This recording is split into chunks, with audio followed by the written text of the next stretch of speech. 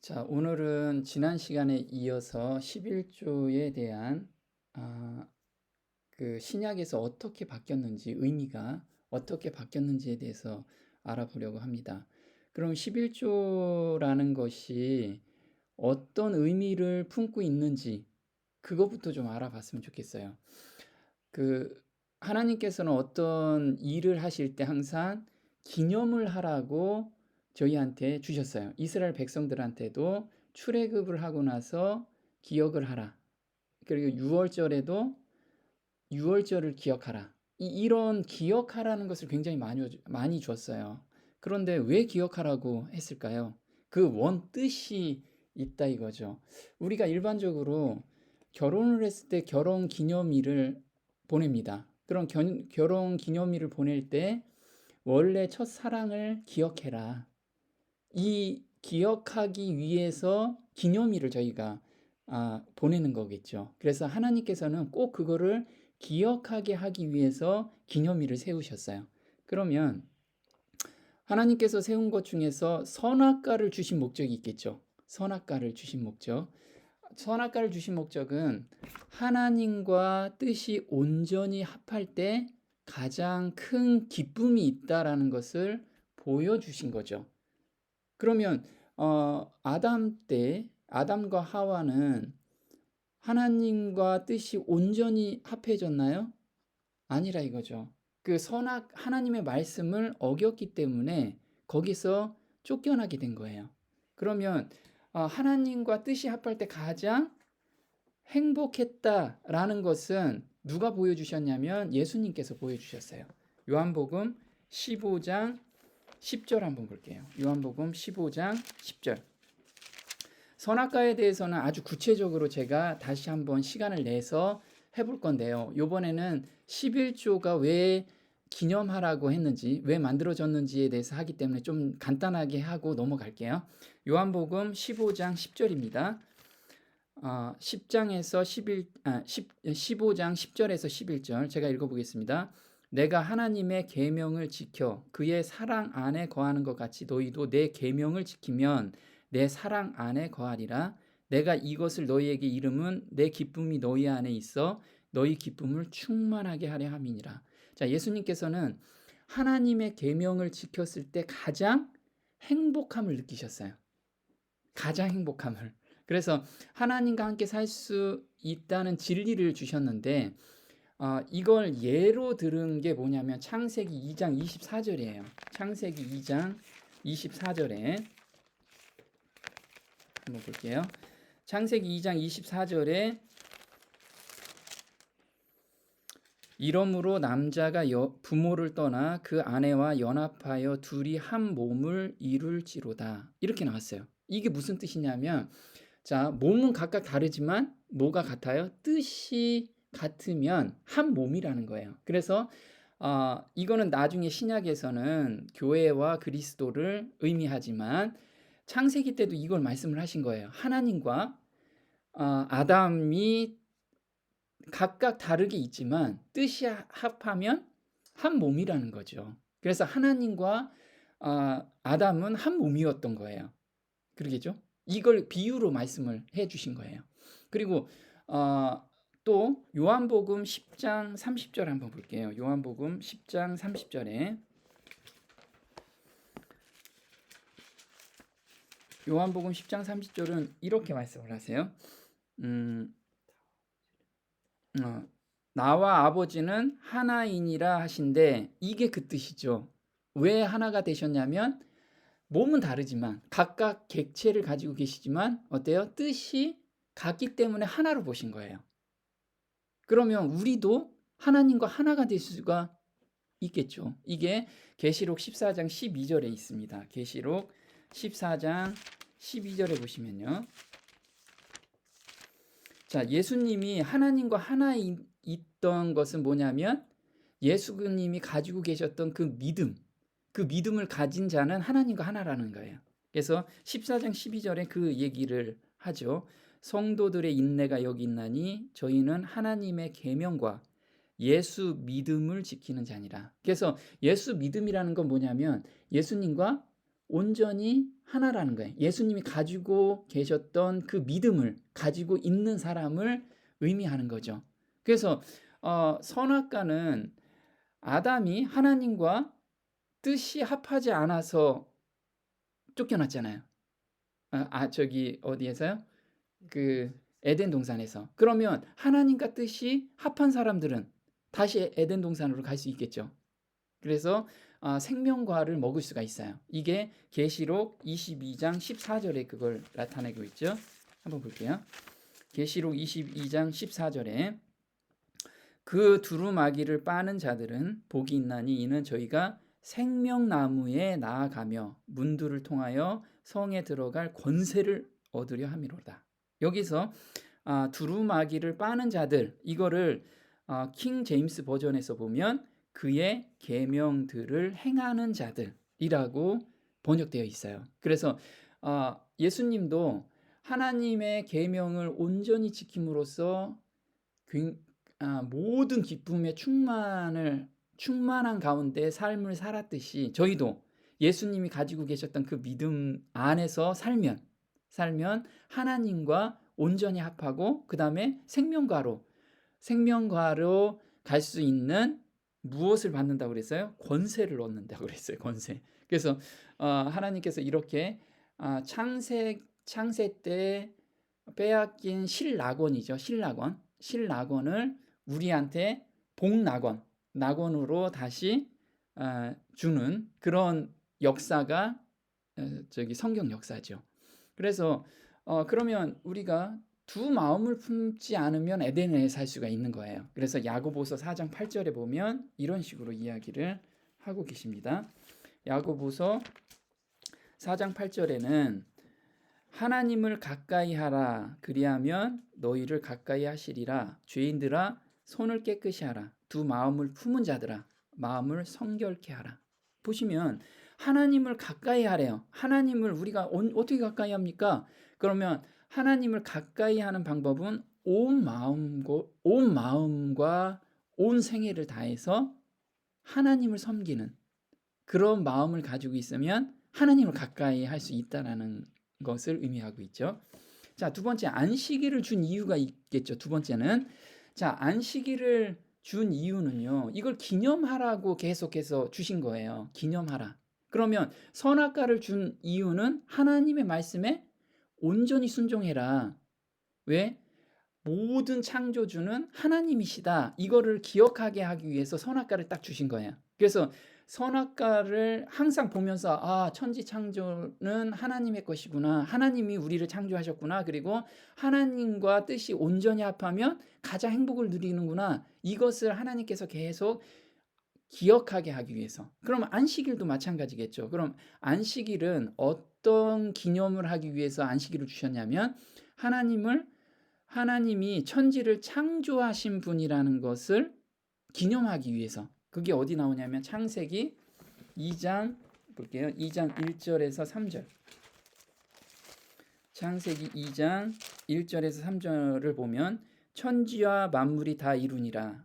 하나님께서 여섯째 날까지 다 천지를 창조하시고 그 다음에 일곱째 날에 이걸 말씀하시는 거죠. 하나님의 지으시던 일이 일곱째 날이 이를 때 마치니 그 지으시던 일이 다 함으로 일곱째 날에 안식하시니라. 하나님이 일곱째 날을 복주사 거룩하게 하셨으니 이는 하나님이 그 창조하시며 만드시던 모든 일을 마치시고 이날에 안식하셨음이니라. 이렇게 나왔어요. 그러면 이스라엘 백성들한테도 이걸 이야기를 해줘야겠죠.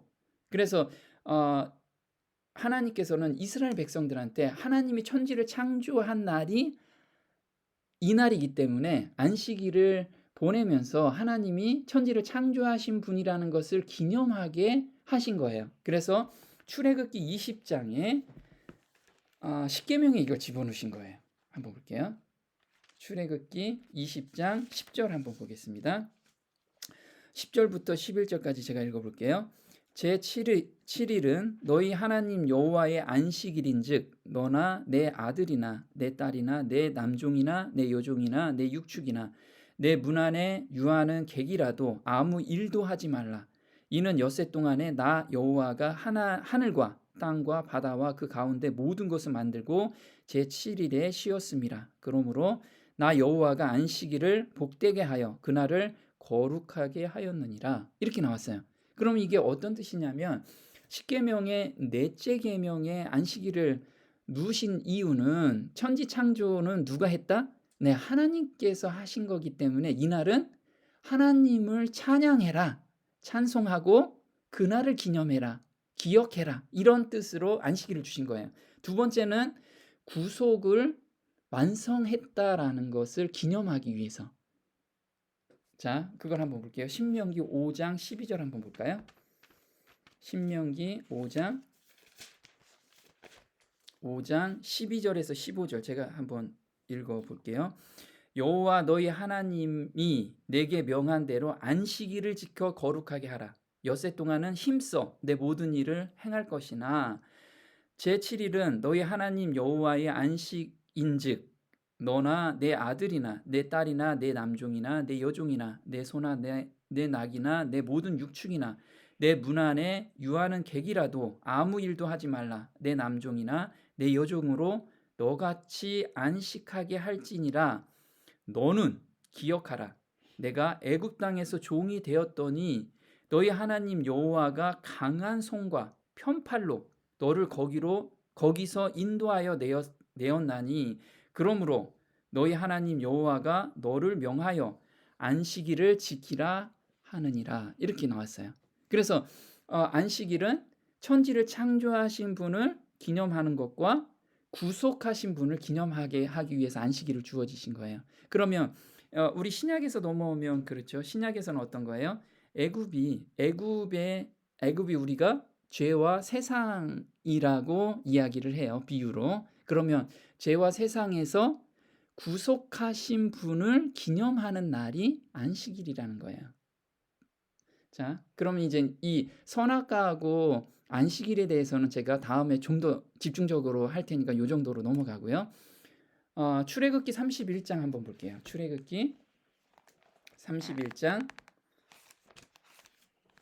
16절 17절 한번 볼까요? 자, 이같이 이스라엘 자손이 안식일을 지켜서 그것으로 대대로 영원한 언약을 삼을 것이니 이는 나와 이스라엘 자손 사이에 영원한 표징이며 나 여호와가 엿새 동안에 천지를 창조하고 제7일에 쉬어 평안하였음이라 하라. 이렇게 됐어요. 그래서 하나님께서는 이 두 가지 아까 뭐라고 그랬죠? 천지 창조와 구속을 하신 분이라는 것을 영원히 기념하라는 것을 말씀을 하고 계세요. 근데 이 안식일은 언제도 지켜져요? 천국에 가서도 지켜진다는 거예요. 왜? 이걸 기념하기 위해서. 그러면 우주 만물을 다 창조하신 분은 누구다? 하나님이시고 그 다음에 구속하신 분도 하나님이시라는 것을 기념하기 위해서 천국에서도 이거를 지키라고 하신 거예요. 그래서 이사야서 66장 23절 한번 볼게요. 이사야서 66장은 천국에 대한 비유로 계시를 본 거죠. 이사야 선지자가. 그래서 이사야서 66장 23절에 보면 여호와가 말하노라 매 월삭과 매 안식일에 모든 혈육이 이르러 내 앞에 경배하리라. 그래서 이 안식일은 언제도 지켜져요? 예, 천국에 가서도 지켜지는 게 안식일이라는 거예요. 자, 그러면 11조에 대해서 한번 이야기를 해볼게요. 자, 왜 하나님께서는 11조를 주셨냐 하면 여기 제가 읽어볼게요. 나의 모든 소득과 삶은 하나님의 것이고 하나님께서 주신 자비와 축복과 은혜 가운데 있음을 시인하는 믿음의 표라는 거예요. 한번 볼게요. 신명기 26장 10절 볼까요?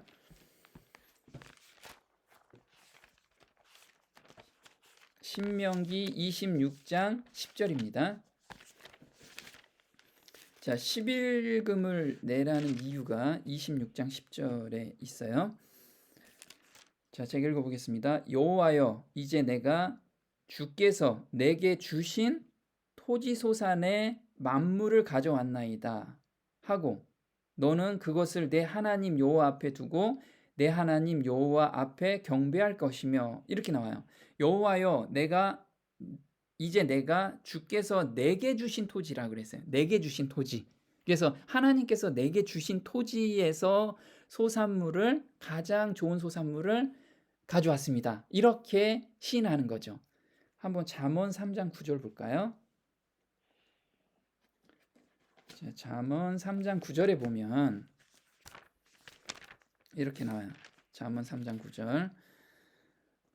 제가 읽어보겠습니다. 내 재물과 내 소산물의 처음 익은 열매로 여호와를 공경하래요. 공경하라. 그리고 말라기서 3장 8절 한번 볼게요. 처음 익은 열매로 하라고 했는데 말라기서 3장 8절에는 이렇게 나오죠. 사람이 어찌 하나님의 것을 도적질하겠느냐. 그러나 너희는 나의 것을 도적질하고도 말하기를 우리가 어떻게 주의 것을 도적질하였나이까 하도다. 이는 곧 11조와 헌물이라. 이렇게 나와요. 그래서 우리가 얻는 모든 재물은 또는 우리가 사는 삶 자체는 하나님께서 은혜로 주신 것이기 때문에 그거를 표하라는 거예요. 감사의 표. 그래서 11조와 헌물은 안 내면 어떻게 되는 거예요? 안 하는 마음을 가지게 되면 하나님 것을 도적질한 거라는 거죠. 그러면 내가 꼭 11조를 내야 되나요? 이런 질문도 있고요. 또 신약에서는 11조에 대한 내용이 그렇게 많지 않습니다. 이렇게 얘기가 나와요. 맞습니다. 그래서 구약에서 11조와 헌물이 신약에서 어떤 용도로 사도 바울이 이야기했는지 또 사도들은 어떻게 이야기했는지 그걸 좀 알아봤으면 좋겠습니다. 자, 구약과 신약에서 11조 헌물입니다.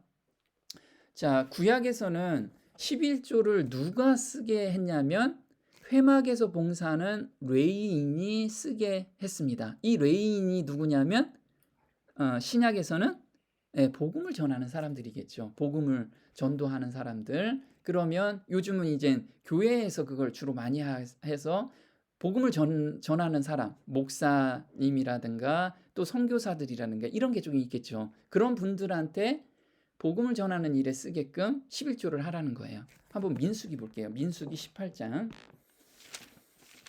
21절입니다. 내가 이스라엘의 11조를 레위 자손에게 기업으로 다 주어서 그들의 하는 일, 곧 회막에서 하는 일을 갚나니 이렇게 나왔어요.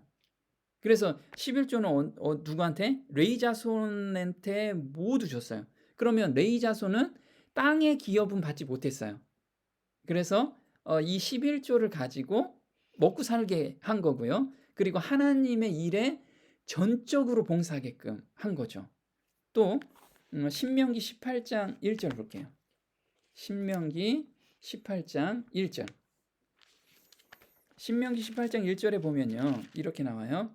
레위 사람 제사장과 레위의 온 지파는 이스라엘 중에 분깃도 없고 기업도 없을지니 그들은 여호와의 화제물과 그 기업을 먹을 것이다. 이렇게 나왔어요. 분깃이 하나도 없는데 백성이 낸 11조를 가지고 생활을 하라. 이렇게 얘기가 난 거죠. 그러면 신약에서는 바울이 어떻게 이야기가 나왔는지 볼게요. 고린도전서 9장 7절 볼까요?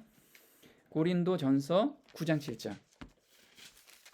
자, 고린도전서 9장 7절엔 이렇게 이야기 나오죠. 누가 자비량하고 병정을 다니겠느냐? 누가 포도를 심고 그 실과를 먹지 않겠느냐? 누가 양떼를 기르고 그 양떼의 젖을 먹지 않겠느냐? 이렇게 나와요. 여기서 누가 자비량하고 이렇게 자비량이라는 건 뭐냐면 스스로 구입한 양식이라는 뜻이에요. 스스로 구입한 양식. 그러면 군사인데 스스로 농사 지으면서 싸움까지 하냐? 이런 사람은 없다라고 지금 바울이 이야기하는 거죠. 그래서 내가 복음을 전하고 있는데 이렇게 내가 스스로 땅 파서 거기에서 곡식해서 그렇게 복음을 전하는 사람이 없다라고 이야기를 하는 거예요. 그리고 13절에 보면 성전의 일을 하는 이들은 성전에서 나는 것을 먹으며 제단을 모시는 이들은 제단과 함께 나누는 것을 너희가 알지 못하느냐? 이와 같이 주께서도 복음 전하는 자들이 복음으로 말미암아 살리라 명하셨느니라. 이렇게 나왔어요. 이렇게 이야기한 건 뭐냐면 아까 읽은 레위인은 11조와 헌물을 가지고 생활을 했듯이 복음을 전하는 사람들은 그 복음 전한 사람들이 이 사람들을 위해서 헌금을 하라는 거예요. 헌물이나 헌금을. 이게 지금 당연한 일이다라고 말을 하는 거죠.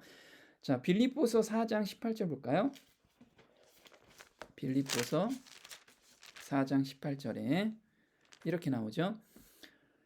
내게는 모든 것이 있고 또 풍부한지라 에바브로디도 편에 너희의 준 것을 받음으로 내가 풍족하니 이는 받으실 만한 향기로운 제물이요 하나님을 기쁘시게 한 것이라. 이렇게 나왔어요.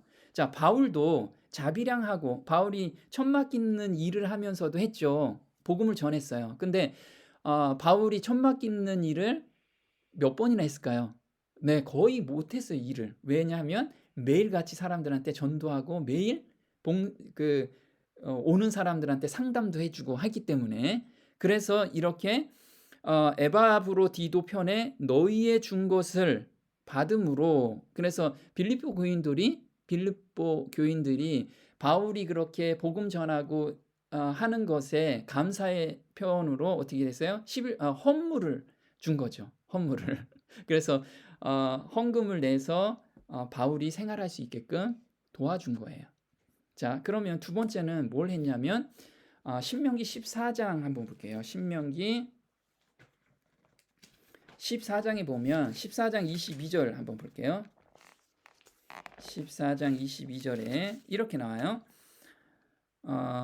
너는 마땅히 매년에 토지 소산의 11조를 드릴 것이며 내 하나님 여호와 앞 곧 여호와께서 그 이름을 두시려고 택하신 곳에서 내 곡식과 포도주와 기름의 11조를 먹으며 또 내 우양에 처음 난 것을 먹고 내 하나님 여호와 경외하기를 항상 배울 것이니라. 이렇게 나왔어요.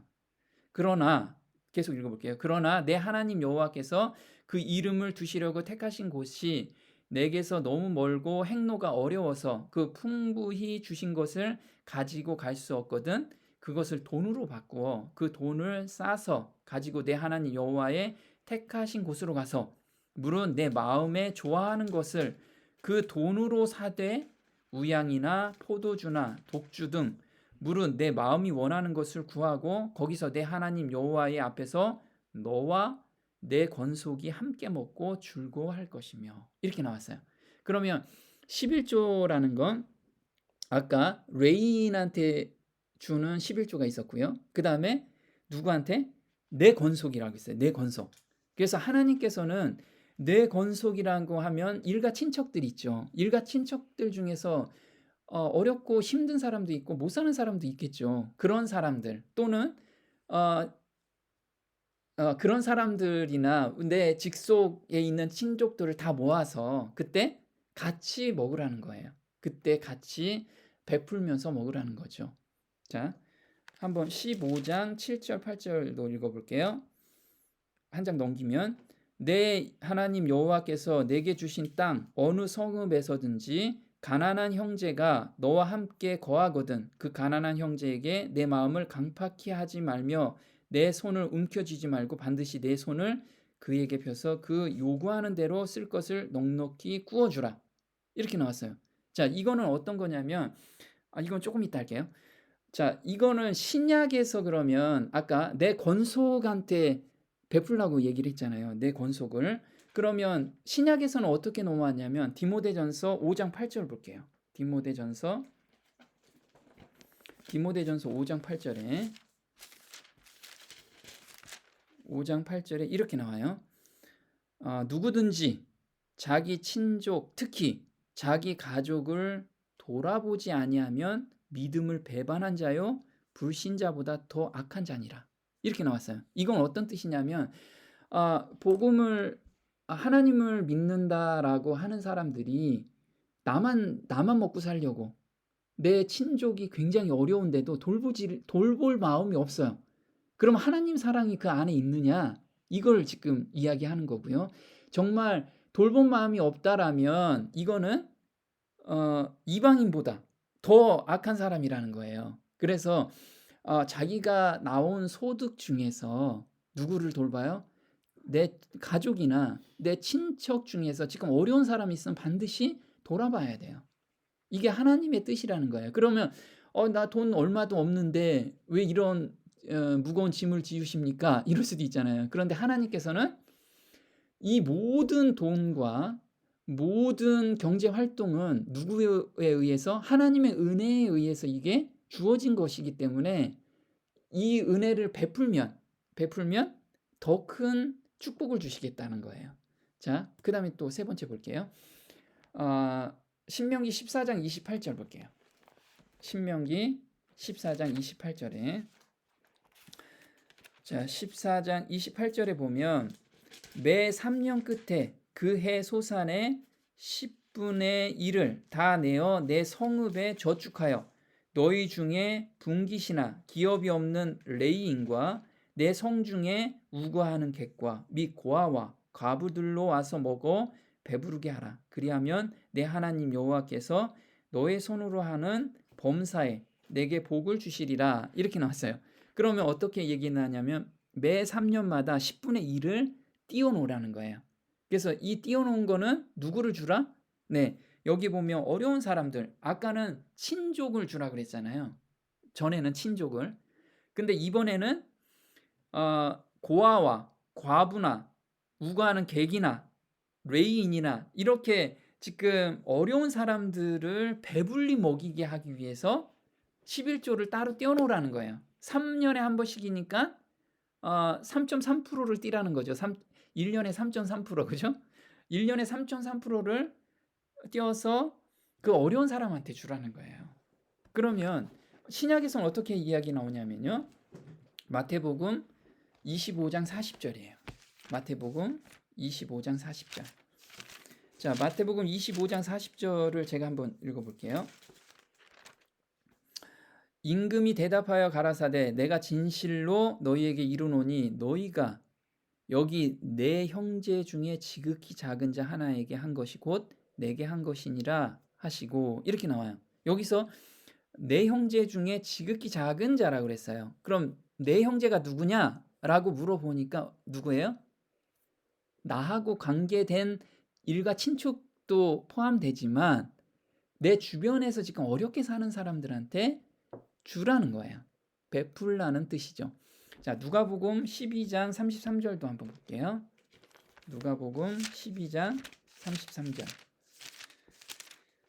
자, 누가복음 12장 33절에는 이렇게 나오죠. 너희 소유를 팔아 구제하여 낡아지지 아니하는 주머니를 만들라. 곧 하늘에 둔 바 다함이 없는 보물이니 거기는 도적도 가까이 하는 일이 없고 좀도 먹는 일이 없느니라. 자, 너희 소유를 다 팔아 구제하라는 의미예요. 자, 우리가 소유를 다 팔아서 구제할 수 있나요? 네, 아직까지 거기까지 믿음이 없잖아요. 그렇지만 우리가 믿음을 달라고 하면서 작은 것부터 실천을 하면 하나님께서 큰 믿음까지 가게 해주신다는 거죠. 한번 히브리서 볼게요. 히브리서 13장 16절 볼게요.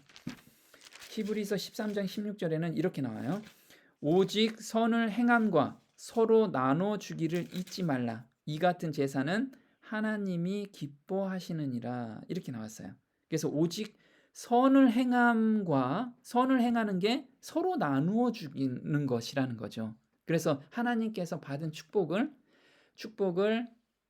지금 다른 사람한테 나눠주고 그 받은 사람은 그 감사에 하나님께 영광을 돌리게 되겠죠. 이 모든 일은 하나님께 영광을 돌리게 하기 위해서 하나님께서 만들어 놓은 제도예요. 근데 이스라엘 백성들은 이 제도를 그냥 형식적으로만 계속 하니까 어때요? 너무 힘든 거예요, 이게. 근데 우리 신약에 와서는 어때요? 하나님의 사랑을 누가 실천하셨냐면 예수님이 실천하셨죠. 예수님은 어디까지 주셨다고요? 자기 목숨까지도 내어주신 분이에요. 그래서 우리가 예수님의 사랑을 받은 사람이라면 이렇게 형식적으로 힘들게 주는 게 아니고 마음에서 우러나와서 주게 된다는 거예요. 그런데 저는 아직 그런 마음이 안 생겼는데요. 이런 것도 있죠. 자, 그거는 성령이 저희한테 아직 임하지 않았기 때문에 그런 거예요. 성령이 우리한테 충만히 임하시면 그게 아깝지 않게 베푸는 마음이 생긴다는 거죠. 우리는 그 성령을 주십사 매일같이 간구를 해야 돼요. 그렇지 않고 억지로 내가 이렇게 11금과 헌물을 하잖아요. 그러면 그 힘든 때문에 믿음을 포기할 수도 있어요. 많은 사람들이 그렇죠. 성령이 임하지 않은 상태에서 우리가 억지로 하기 위해서 누구한테 잘 보이기 위해서 이렇게 11금과 헌물하는 거는 오래 못 간다는 거예요. 그래서 우리가 먼저 해야 될 것은 믿음을 받아들이는 거죠. 믿음. 자, 그럼 어떤 마음으로 드려야 되는가? 이제 신약에서 사도 바울 형제가 정확히 말씀을 해주셨는데 이렇게 이야기가 나와요. 구약에서는 신명기 16장 10절 한번 볼게요. 신명기 16장 10절. 구약에서도 똑같이 하나님께서는 이런 마음으로 드리라고 말씀을 하셨어요. 근데 이스라엘 백성들은 그런 마음으로 안 주고 그냥 안 드리고 형식화가 된 거죠. 그래서 예수님께서 내가 율법이나 선지자나 폐하러 온 것이 아니라 완전케 하려 함이라. 이게 완전케 하려 함이라는 건 뭐냐면 그 원뜻을 알려주기 위해서 다시 오신 거죠. 그걸 또 몸소 실천해서 보여주기 위해서 오신 거예요. 자, 신명기 16장 10절 제가 읽어볼게요. 내 하나님 여호와 앞에 77절을 지키되 내 하나님 여호와께서 내게 복을 주신 대로 내 힘을 헤아려 자원하는 예물을 드리고, 자, 너와 내 자녀와 노비와 내 성중에 거하는 레이인과 및 너희 중에 있는 객과 고아와 과부가 함께 내 하나님 여호와께서 그 이름을 두시려고 택하신 곳에서 내 하나님 여호와 앞에서 즐거워할지니라. 자, 11절의 요거는 뭐예요? 조금 전에 읽은 매 3년마다 11금을 띄어서 어려운 사람들한테 나눠주라는 뜻하고 똑같죠. 그래서 이 하나님께서는 네가 10절에 보면 여호와께서 내게 복을 주신 대로 내가 이만큼 복을 받았습니다 라고 생각하면 힘을 헤아려. 자, 힘을 헤아린다는 건 뭐예요?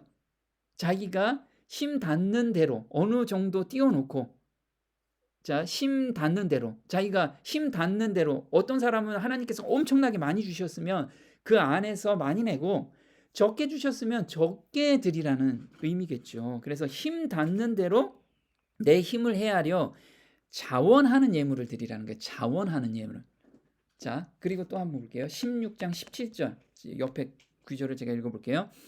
각 사람이 내 하나님 여호와의 주신 복을 따라 그 힘대로 물건을 드릴지니라. 그래서 하나님께서는 지금 헌물을 11조 헌물을 드릴 때 어떤 이야기를 하고 있냐면 힘대로 복을 주심에 따라 그 힘대로 물건을 드리라고 계속 지금 말씀을 하시는 거예요. 자, 또 한번 볼게요. 그럼 신약에서는 어떻게 이야기가 되냐면 고린도후서 볼게요. 고린도후서 8장 1절에서 5절까지 제가 한번 읽어볼게요. 형제들아, 하나님께서 마게도냐 교회들에게 주신 은혜를 우리가 너희에게 알게 하노니 환난은 많은 시련 가운데서 저희 넘치는 기쁨과 극한 가난이 저희로 풍성한 연보를 넘치도록 하게 하였느니라. 내가 증거하노니 저희가 힘대로 할 뿐 아니라 힘에 지나도록 자원하여 이 은혜와 성도 섬기는 일에 참여함에 대하여 우리에게 간절히 구하니 우리의 바라던 것뿐 아니라 저희가 먼저 자신을 주께 드리고 또 하나님 뜻을 쫓아 우리에게 주었도다. 이렇게 나왔어요. 그래서 여기 보면 4절 한번 볼게요. 4절. 지금 연보에 대해서 이야기를 하고 있어요. 연보에 대해서 이야기를 하고 있는데요. 2절에 이런 이야기가 나와요. 환난은 많은 시련 가운데서 저희 넘치는 기쁨과 극한 가난이 저희로 풍성한 연보를 넘치도록 하게 하였느니라. 자, 여기 보면 1절에 보면 마게도냐 교회에게 주신 은혜를 우리가 너희에게 알게 하였노니 여기 나왔어요. 마게도냐라는 것은 지금 빌립보 윗지방을 이야기해요. 윗지방.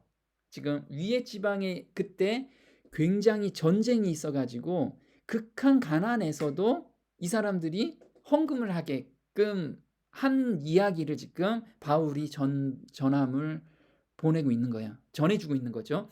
여기서 풍성한 연보라고 그랬어요. 자, 극한 가난이라고 했는데 어느 정도 가난했냐면 우리 이런 말 있죠. 쌀 뒤주 바닥을 긁는다고 하죠. 그렇게 가난한 가운데서도 풍성한 연보를 했대요. 풍성한 연보. 이게 풍성한 연보를 했는데 아, 그 풍성한 연보에 대해서는 그 하나님께서 그 양에 대해서 그 헌금의 크기 많고 적음에 대해서 보고 계시는 게 아니라는 거예요. 무엇을 본다고요? 아까 5절에서 저희가 먼저 자신을 죽게 드린 거를 의미하는 거예요. 그래서 예수님께서도 이거죠. 예수님께서도 이 얘기를 하는 게 마가복음 12장 41절 한번 볼게요. 마가복음 12장 41절. 자, 마가복음 12장 41절에는 41절에서 44절 제가 읽어볼게요. 예수께서 연복궤를 대하여 앉으사 무리의 연복궤에 돈 넣은 것을 보실새 여러 부자는 많이 넣었는데 가난한 과부는 와서 두렙돈 곧 한 고드란트를 넣은지라. 예수께서 제자들을 불러 이르시되 내가 진실로 너희에게 이르노니 이 가난한 과부는 연복궤에 넣는 모든 사람보다 많이 넣었도다. 저희는 다 그 풍족한 중에서 넣었거니와 그 과부는 그 구차한 중에서 자기 모든 소유 곧 생활비 전부를 넣었느니라 하셨도다. 자, 이게 하나님의 뜻이라는 거예요. 그래서 하나님의 마음이시고요. 고린도전서 아까 8장 2절에 풍성한 연보라는 뜻이 무엇이냐면 돈을 엄청나게 많이 냈다라는 뜻이 아니고요. 극한 가난에도 자기 먹을 것 자체도 다 냈다는 게 그 마음을 드렸다는 거예요. 자, 그리고 한번 4절 볼게요. 이 은혜와 성도 섬기는 일에 참여함에 대하여 고린도 후서 8장 4절이에요. 고린도 후서 8장 4절. 이걸 공동 번역에서는 이렇게 써요. 이 연보에 대해서 참여하는 성도들은 이런 마음을 가지고 연보를 했다고 합니다. 그 극한 가난에도. 자, 이 은혜와 성도 섬기는 일에 참여하는 특전을 달라고 자진해서 왔습니다. 이게 공동 번역이라는 뜻이에요. 그래서 이 연보는 억지로 낸 게 아니고요. 저한테 성도 섬기는 특전을 좀 주세요 라고 바울한테 그렇게 이야기를 한 거예요. 이 은혜와 성도 섬기는 특전을 저희한테 좀 주세요 하고 극한 가난에서도 계속 자기 먹을 것까지 다 줬다는. 근데 굶어 죽었다는 사람이 한 명도 없다는 거예요. 왜? 하나님께서 계속 그거 필요를 다 채워주셨기 때문에 그런 거죠. 자, 그래서 또 한번 볼게요. 고린도 후서 8장 10절에서 12절 한번 보겠습니다. 이 일에 내가 뜸만 보이노니 이것은 너희에게 유익함이라. 너희가 1년 전에 행하기를 먼저 시작할 뿐 아니라 원하기도 하였은즉 이제는 행하기를 성취할지니 마음에 원하던 것과 같이 성취하되 있는 대로 하라. 할 마음만 있으면 있는 대로 받으실 터이요 없는 것을 받지 아니하시리라. 이렇게 나왔어요. 자, 연보는 그래서 언제부터 준비를 해요? 헌금이나 연보 같은 걸 낸다고 했을 때는 이런 거죠. 어떤 충동에 의해서 내는 게 아니고 준비해서 내라는 거예요. 준비해서. 그래서 여기서 어떤 1년 전부터 너희들이 마음에 생각하고 준비했다라는 거예요. 1년 전부터. 그래서 우리가 헌금을 낼 때는 그런데 또 여기서 뭐가 있어요? 억지로 내지 말라는 거예요. 억지로 마음 내지 말고 12절에 할 마음만 있으면 있는 대로 그 마음을 받으시는 거지. 근데 내가 엄청나게 많은 하나님의 은혜로 많은 수입이 왔는데 마음만 드릴게요 하면 하나님께서 정말 그 마음만 받으실까요? 아니라 이거죠. 여기에서 이야기하는 건 마음이 드려지면 자기가 결정한 대로 헌금이 어느 정도 간다는 거예요. 그 뜻을 의미하는 거죠. 그리고 절대 빚을 내서는 하지 마라라는 거예요. 헌금을 우리가 하는데 우리가 흔히들 이런 거죠. 건축 헌금을 하는데 빚내서 하십시다. 막 이렇게 우리가 목표치가 이겁니다. 하나님의 뜻이 이겁니다라고 얘기하는데 빚내서 하는 건 하나님의 뜻이 아니라는 거죠. 과부의 두렙돈이 누구한테 꿔서 더 많이 낼 수도 있었지만 그런 게 아니고 자기가 가지고 있는 것 중에서 그 하나님이 그만큼 은혜를 주셨기 때문에 거기에서 주시라는 거예요. 그래서 로마서 13장 8절 한번 볼게요. 로마서 13장 8절에는 이런 식으로 나오죠. 헌금은 빚내서 내지 말라. 13장 8절에 피차 사랑의 빚 외에는 아무에게든지 아무 빚도 지지 말라. 남을 사랑하는 자는 율법을 다 이루었느니라. 자, 사랑의 빚 외에는 지지 말아요. 사랑의 빚 외에는. 그러면 저는 사랑하니까 빚도 내야죠. 그렇게 하면 마음에 평안이 없는 거예요. 하나님은 우주를 창조하시고 모든 것을 말씀 하나로 창조하시는 분이 뭐가 아쉬워가지고 빚내서 가져오는 그 마음도 물론 받으시겠지만 그 마음, 순간에 드리는 그 마음 때문에 마음의 평안을 잃어버리면 하나님이 그걸 원하시는 거는 아니시라는 거죠. 자, 또 한번 볼게요. 고린도후서 볼게요. 고린도후서 9장 5절에서 7절 제가 읽어보겠습니다. 이러므로 내가 이 형제들로 먼저 너희에게 가서 너희의 전에 약속한 연보를 미리 준비케 하도록 권면하는 것이 필요한 줄 생각하노니 이렇게 준비하여야 참 연보답고 억지가 아니니라. 이것이 곧 적게 심는 자는 적게 거두고 많이 심는 자는 많이 거둔다는 말이로다.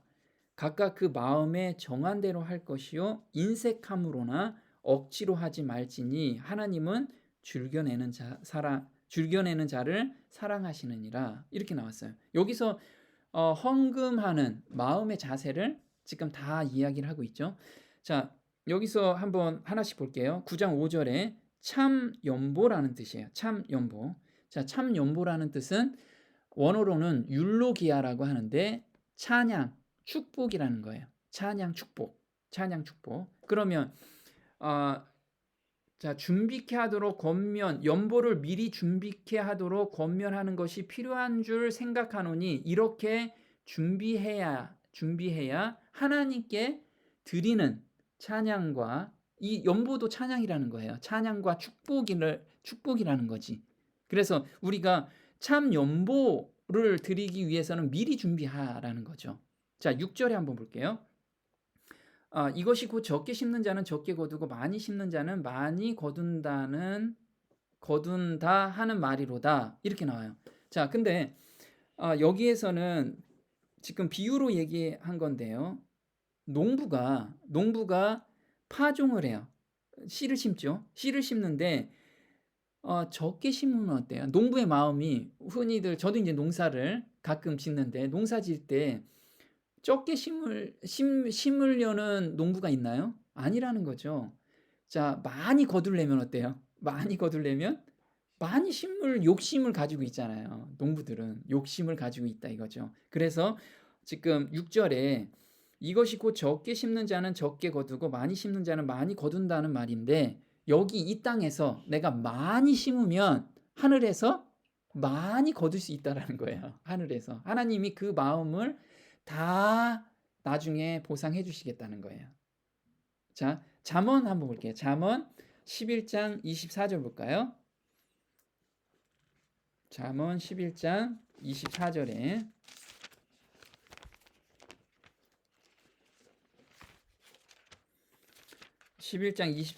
제가 한번 읽어보겠습니다. 흩어 구제하여도 더욱 부하게 되는 일이 있나니 과도히 아껴도 가난하게 될 뿐이니라. 자, 여기서 보면 흩어 구제하여도 그래서 많이 뿌려도 빈궁하게 되지 않는다는 거예요.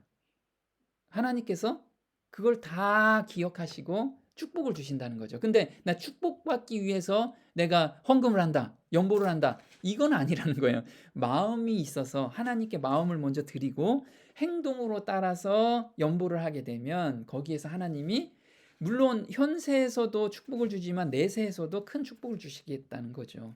자, 25절에 구제를 좋아하는 자는 풍족하여질 것이요 남을 윤택하게 하는 자는 윤택하여지리라. 그래서 하나님께서 약속을 주셨어요.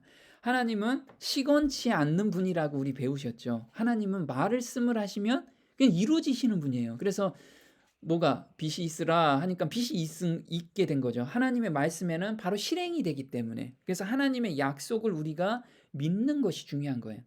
그래서 제가 다시 한번 말씀을 드리지만 복을 받기 위해서 헌물을 하는 게 아니고 먼저 마음을 드리는 거예요. 하나님께 받은 감사의 표로 이걸 드리는 거죠. 그죠?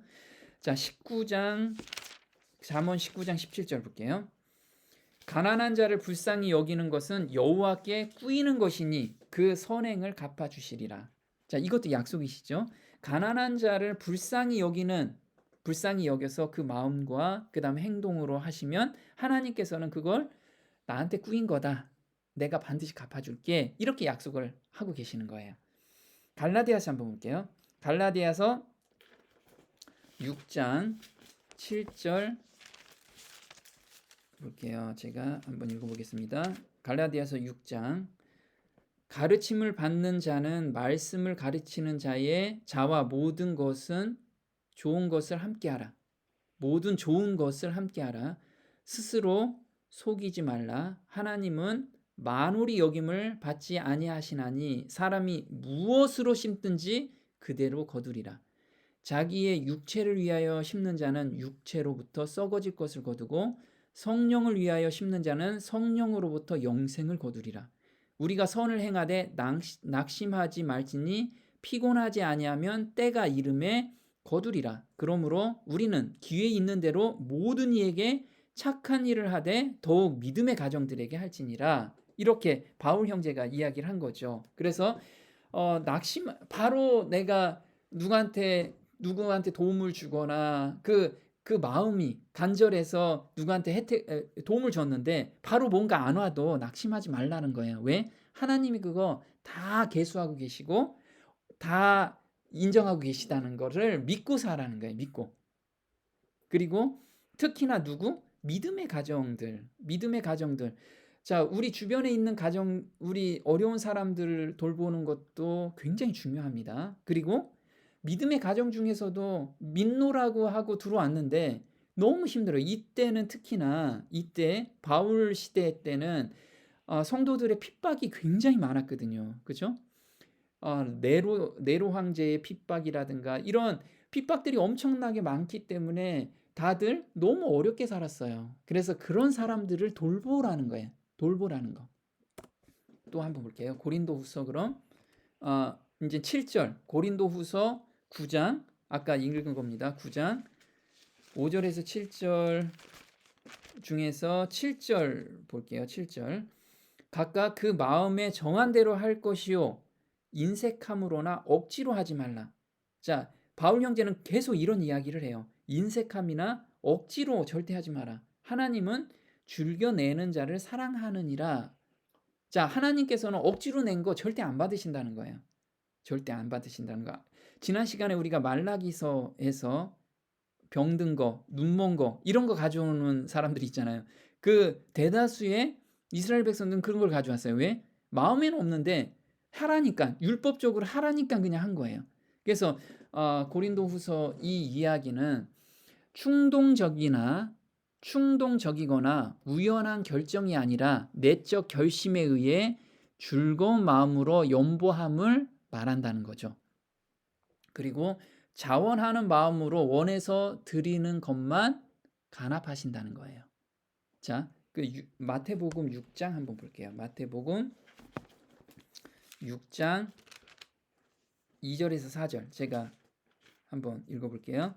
그러므로 구제할 때에 외식하는 자가 사람에게 영광을 얻으려고 회당과 거리에서 하는 것 같이 너희 앞에 나팔을 불지 말라. 진실로 너희에게 이르노니 너희는 저희는 자기 상을 이미 받았느니라. 너는 구제할 때 오른손에 하는 것을 왼손이 모르게 하여 내 구제함이 은밀하게 하라. 은밀한 중에 보시는 너희 아버지가 갚으시리라. 그래서 예수님께서 이 말씀을 하신 거예요. 그래서 이 당시에 이스라엘 백성들은 어때요? 가난한 사람을 도와주는데 생색내는 거죠. 그래서 우리 요즘 그런 거 있죠. 뭐 국회의원이나 누가 어디 불우이웃 간다 그러면 생색내게 플랜카드 걸어놓고 사진 찍고 막 언론에 내고, 물론 우리 교회 안에서도 마찬가지라 이거죠. 이 구제할 때 또는 헌금을 낼 때는 남이 모르게 자랑하지 말고 이런 걸 모르게 선행을 베풀라는 것이죠. 자, 그리고 이 구제하는 것은 평소에 비율을 정해서 꼭 하라는 거예요. 계획적으로. 그냥 충동적으로 성경 읽다가 감동받아 가지고 나 누구 도와줘야지. 그래서 자기 얼마 뚝 떼어 가지고 도와주는, 물론 이것도 굉장히 좋지만요. 헌금이라는 거 성경적으로 이야기하는 것은 자기가 들어온 감사의 표로 이거는 어려운 사람한테 도와주고, 이거는 선교하는 사람한테 도와주고, 이거는 내 친척한테 도와주게끔, 이렇게 해서 억지로 확 하지 말고 이렇게 계획적으로 하라고 지금 부탁을 하고 있는 겁니다. 자, 지금 구약과 신약을 통해서 저희가 11금과 헌물에 대해서 알아본 거죠. 그래서 예수님께서 오셨을 때는 11구가 헌물을 너희가 꼭 드리는데 이런 마음으로 해라. 이거를 들은 제자들이 그 제자들한테 이야기를 한 거고요. 그리고 바울도 이것을 성경적으로 알게 되고, 그 다음에 많은 고린도나 갈라디아나 그 다음에 에베소 교회, 바울이 이제 전도 여행을 갔을 때 이렇게 헌물하는 마음 자세를 이야기해 준 겁니다. 그래서 저희도 마찬가지로 신약에서 바울이 저희한테 전해준 이 말씀을 토대로 저희가 연보와 헌물을 하는 것이 맞다라고 생각을 합니다. 자, 오늘 여기까지 하겠습니다. 감사합니다.